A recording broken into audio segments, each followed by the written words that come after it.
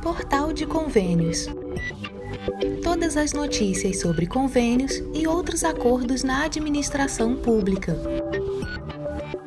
Olá, este é o podcast do Portal de Convênios, um resumo semanal das principais notícias do âmbito da administração pública para você se manter informado em poucos minutos.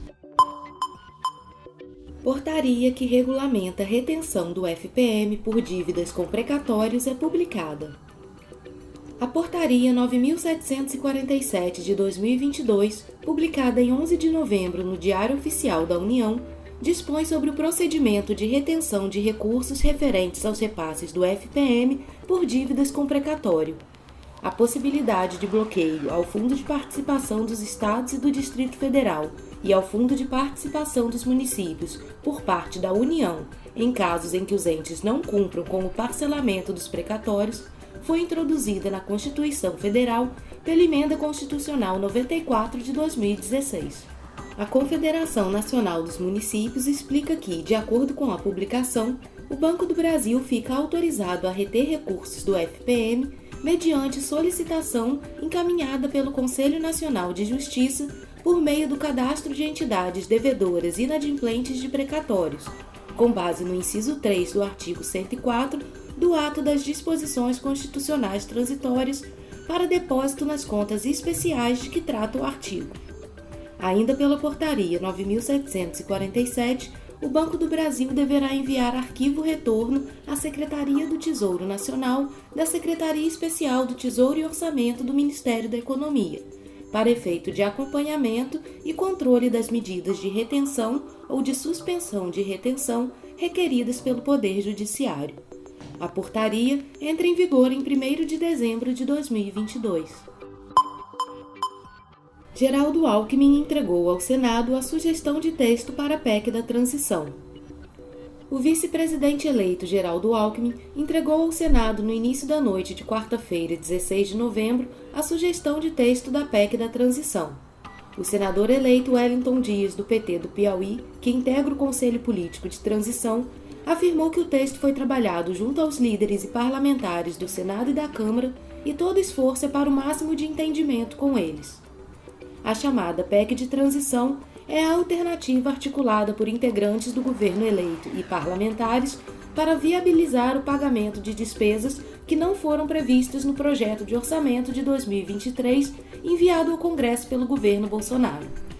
Pela proposta, os valores a serem pagos pelo Auxílio Brasil, que deve voltar a se chamar Bolsa Família, ficarão fora do teto de gastos, sem referência a limite de prazo. A estimativa da equipe de transição é de um valor de 175 bilhões de reais. O relator-geral do orçamento de 2023, senador Marcelo Castro, do MDB do Piauí, o presidente da Comissão de Constituição e Justiça, Davi Alcolumbre, do União do Amapá, senadores e representantes do governo de transição participaram do encontro na quarta-feira. Segundo Alckmin, os estudos apontam que as famílias mais necessitadas são as que têm crianças pequenas, daí a importância da PEC. Conforme informou, a questão do prazo de quanto tempo essa despesa ficará fora do teto será objeto de discussão entre senadores e deputados. Ele ainda negou que a PEC seja algum tipo de cheque em branco, declarando que se trata do cuidado com o social para combater a fome, atender as crianças e erradicar a pobreza. O senador Randolfo Rodrigues, do Rede do Amapá, integrante da equipe de transição, afirmou que após conversas com os presidentes do Senado, Rodrigo Pacheco, e da Câmara dos Deputados, Arthur Lira, as negociações continuam com os líderes partidários a fim de garantir um consenso para a aprovação da mudança na Constituição antes da votação do orçamento de 2023, prevista para a segunda quinzena de dezembro. Temos que conversar com os diferentes líderes. A construção de uma proposta de emenda constitucional não é uma decisão unilateral, é um processo negociado, construído. O presidente, quando veio para cá na quarta-feira, apontou claramente, tem um tempo que se acabou. Esse tempo aí dos conflitos desnecessários, o presidente e o governo do presidente Lula vai dialogar e exercer ao máximo a capacidade de diálogo com todo mundo. Marcelo Castro minimizou a reação negativa do mercado financeiro com a retirada das despesas do futuro Bolsa Família do teto de gastos. Ele reafirmou que o valor liberado com essa mudança não será usado aleatoriamente, porque o Congresso Nacional só vai aprovar a PEC emergencial com o dinheiro carimbado. Dizendo quais são as rubricas que estarão excepcionalizadas e o valor de cada uma, para que não haja nenhuma dúvida de que possa ser um cheque em branco para gastar com isso ou com o que o governo quiser. Então lá vai ter que estar especificado claramente tantos bilhões para a farmácia popular, tantos bilhões para a saúde indígena, tantos bilhões para a merenda escolar, tantos bilhões para investimento no DENIT, tantos bilhões para Minha Casa Minha Vida. Tudo discriminado item por item. A minuta da PEC entregue ao Senado tem 3 pontos. O primeiro é o pagamento do Bolsa Família sem um prazo para figurar fora do teto. O segundo ponto trata da possibilidade do excesso de arrecadação que seria destinado a investimentos no montante de até 23 bilhões e que também ficaria fora do teto. O terceiro ponto deixa fora do teto as receitas próprias para universidades. Geraldo Alckmin explicou que no caso da arrecadação extra, se houver, 40% deverão ser alocados para investimentos e 60% para pagamento da dívida. O texto determina que todos os recursos de convênios das universidades públicas e institutos federais, a exemplo de contratos com a iniciativa privada, não serão mais usados no pagamento da dívida pública, assim como as doações de outros países para ações de proteção ambiental. Segundo o vice-presidente eleito, essa proposta não aumenta o endividamento do país por serem receitas extras. Excluir doações. Não tem sentido uma doação, por exemplo, de um fundo internacional ou mesmo nacional para o meio ambiente, você ter que pôr no teto. É dinheiro de graça, é doação, não tem lógica isso. Então exclui as doações, com isso vai poder receber mais recurso e preservar o meio ambiente, ajudar no combate às mudanças climáticas. A proposta também reserva 6,5% de receitas extraordinárias, como novos leilões da Petrobras, para investimentos em infraestrutura, no limite de 22 bilhões de reais por ano, como explicou o relator do orçamento de 2023, Marcelo Castro. Se o país, esse ano, por hipótese, tiver uma receita extra, que não é uma receita corrente, esse dinheiro hoje todo, por causa do teto de gastos, ele vai para abater a dívida pública do país. Então, um dos itens da PEC é que nós poderíamos aproveitar esse excesso de arrecadação, baseado em 2021, 6,5% de 2021, que daria um valor aproximado de 22, 23 bilhões de reais. Marcelo Castro disse ainda que não queria fazer terrorismo, mas advertiu que se a PEC não for aprovada, não será possível fechar o orçamento. Segundo ele, o orçamento tem muitos furos, como o esvaziamento de programas como Farmácia Popular, que beneficia principalmente a população mais pobre. O senador explicou que, com a retirada do valor da PEC da transição do teto de gastos, haveria um espaço para direcionar recursos para outras áreas prioritárias. O presidente do Senado, Rodrigo Pacheco, já havia dito que os senadores deverão votar a PEC da transição na última semana de novembro. Segundo ele, a ideia é fazer uma reunião de líderes e acertar um cronograma de votação. Ele também afirmou que não há uma definição sobre a relatoria da matéria, mas apontou que será alguém capacitado e familiarizado com o tema. Pacheco voltou a defender a responsabilidade fiscal e ponderou que a retirada do Auxílio Brasil do teto de gastos vai significar pouco mais de 100 bilhões de reais para outras áreas, como saúde, educação e meio ambiente. Isso significa uma abertura de espaço fiscal e era muito importante que o governo de transição apresentasse qual é a proposta de investimentos e de uso desse espaço fiscal. Feito isso, eu considero possível a apreciação no Senado Federal dessa proposta de emenda à Constituição, não na próxima semana, que vai ser uma semana dedicada à apreciação de autoridades, mas na última semana de novembro eu vejo como possível apreciar essa PEC na CCJ e também no plenário do Senado. O presidente da Comissão Mista de Orçamento, deputado Celso Sabino, do União do Pará, fez um alerta sobre o prazo de apreciação da PEC da transição. Ele lembrou que são menos de 30 dias para concluir a tramitação da matéria nas duas casas. Comissão da Câmara aprova orientações da CGU a municípios sobre a Lei de Acesso à Informação.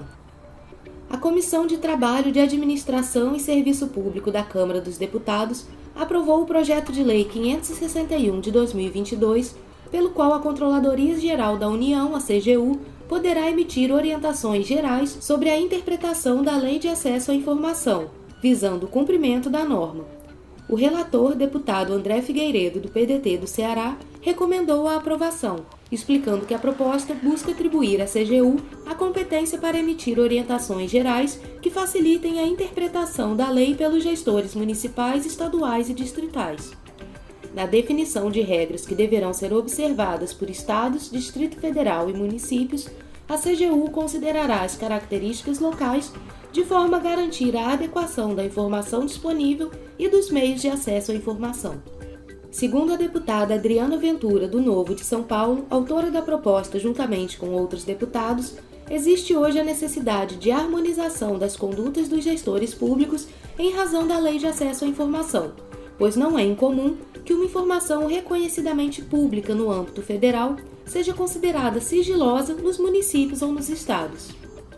Ela explicou que prefeituras e governos podem não ter capacidade administrativa suficiente para orientar os gestores na resposta a pedidos apresentados pelo cidadão. No sentido contrário, o governo federal é servido por sistemas robustos e qualificados de ouvidoria geral e controle interno. O projeto tramita em caráter conclusivo e ainda será analisado pela Comissão de Constituição e Justiça e de Cidadania. ENAD 2022 acontece no próximo domingo. Saiba o que levar.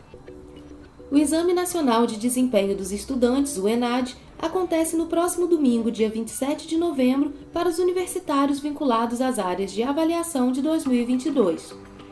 O ENAD avalia o rendimento dos concluintes dos cursos de graduação em relação aos conteúdos programáticos previstos nas diretrizes curriculares dos cursos, o desenvolvimento de competências e habilidades necessários ao aprofundamento da formação geral e profissional e o nível de atualização dos estudantes com relação à realidade brasileira e mundial. Os resultados do ENAD, aliados às respostas do questionário do estudante, são insumos para o cálculo dos indicadores de qualidade da educação superior. Aplicado pelo INEP desde 2004, o ENAD integra o Sistema Nacional de Avaliação da Educação Superior, composto também pela avaliação de cursos de graduação e pela avaliação institucional. Juntos eles formam o tripé avaliativo, que permite conhecer a qualidade dos cursos e instituições de educação superior brasileiros. O ciclo avaliativo do ENAD determina as áreas de avaliação e os cursos a elas vinculados. As áreas de conhecimento para os cursos de bacharelado e licenciatura derivam da tabela de áreas do conhecimento divulgada pelo Conselho Nacional de Desenvolvimento Científico e Tecnológico, o CNPq.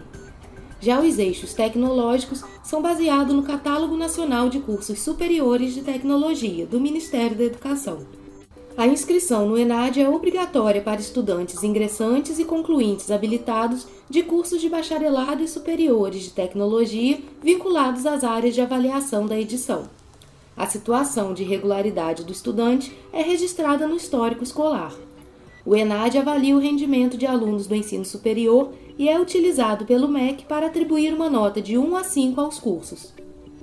Para garantir o acesso ao local da prova e a participação no exame, o estudante precisa cumprir com recomendações e levar caneta esferográfica de tinta preta fabricada em material transparente, documento oficial com foto, como RG, CNH ou carteira de trabalho, cartão de confirmação da inscrição, álcool em gel, máscaras de proteção contra Covid-19, água e lanche se necessário.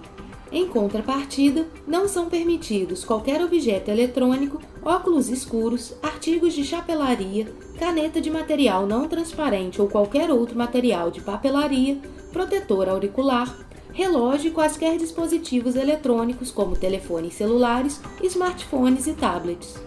Se levados, esses objetos deverão ser mantidos desligados e guardados no envelope porta-objetos durante toda a permanência do estudante no local de provas. O exame será aplicado em 27 de novembro, seguindo o horário de Brasília. Às 12 horas ocorre a abertura dos portões, que serão fechados às 13 horas. Às 13h30 é o início da prova e ela se encerra às 17h30. No site do Portal Convênios você confere os cursos que participam do ENAD 2022, divididos por área de conhecimento. Acesse portalconvênios.com.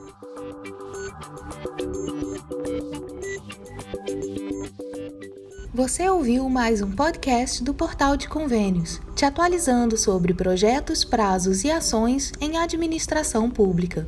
Continue se informando em nosso site portalconvenios.com. Até a próxima!